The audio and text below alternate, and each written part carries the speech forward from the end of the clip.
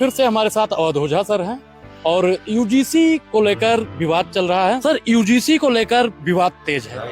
दलित समाज कह रहा है कि जो ब्राह्मण तबके के लोग हैं उन्होंने जीवन भर हमारा शोषण किया, जब सरकार हमारे लिए कोई कानून लेकर आई तो ये सामंतवादी विचारधारा के लोग हमारा आज विरोध। देखो, सबसे पहली बात यह है कि व्यक्ति किसी का शोषण नहीं करता, व्यवस्था शोषण करती है।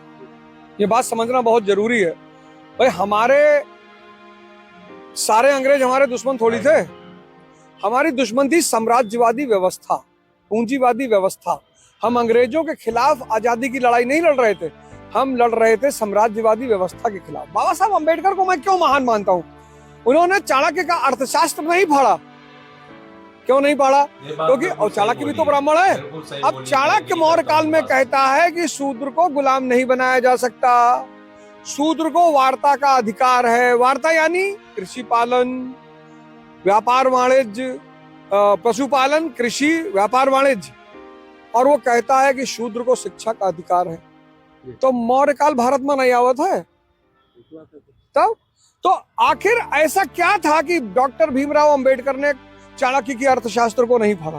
क्योंकि वो नगरीय व्यवस्था का संविधान था। मनुस्मृति सामंतवादी व्यवस्था का संविधान है, जहां जो व्यक्ति सत्ता में नहीं है उसका शोषण होता है। तो डॉक्टर अंबेडकर ने सामंतवाद के संविधान को फाड़कर संविधान का विरोध किया था, ब्राह्मण का नहीं। कबीर कहाँ बैठा है? बनारस में। बनारस में बैठ के कहा थे, पाथर पूछे हर मिले तो मैं पूछू, पहाड़ उठाते तो चकिया बली पीस का है संसार। जीसस क्राइस्ट का जाना तो कील में ठोक दी ना कुल, सिर्फ इतने कहीं ना कि मैं भगवान का बेटा हूं।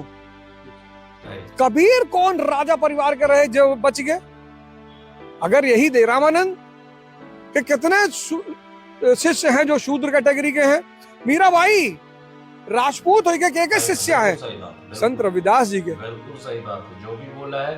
पहली बार दलितों को संस्कृत पढ़ने का अधिकार ऑफिशियल रूप से किसने दिलाया? ईश्वरचंद विद्यासागर ने। जातिवाद के खिलाफ कौन लड़ा? राजा राम मोहन रॉय। जातिवाद के खिलाफ लड़ने की वजह से किसके ऊपर बम फेंका गया? स्वामी दयानंद सरस्वती पे। देखो, एक होता बुद्धिमान। डॉक्टर अंबेडकर बुद्धिमान थे, महान थे, पढ़े लिखे थे। वो आदमी बहुत महान, इसीलिए मैं उस आदमी को बहुत हृदय से सम्मान करता हूं। आए कोई दलित नेता बैठकर चर्चा करे मुझसे, हो जाए, ले आओ एक दलित नेता बढ़िया जो यहीं पर चर्चा कर ले कि ब्राह्मणों ने शोषण किया। ये सब राजनीतिक स्टंट है और आजकल वायरल होने का तरीका है। आजकल वायरल होने का सबसे बढ़िया क्या है? मैं ब्राह्मणों को देश में नहीं रहने दूंगा। तो चाचा पट्टा कराए हैं, तो चाचा पट्टा कराए जो न रहे थे वो। तो बताओ भाई, ब्राह्मण हम अनुराग ओझा लड़ता है दलितों के लिए। हर जो शोषित आदमी है, हम तुम्हारा वीडियो देखते हैं, तुम आवाज उठाते हो कि नहीं? तो तुम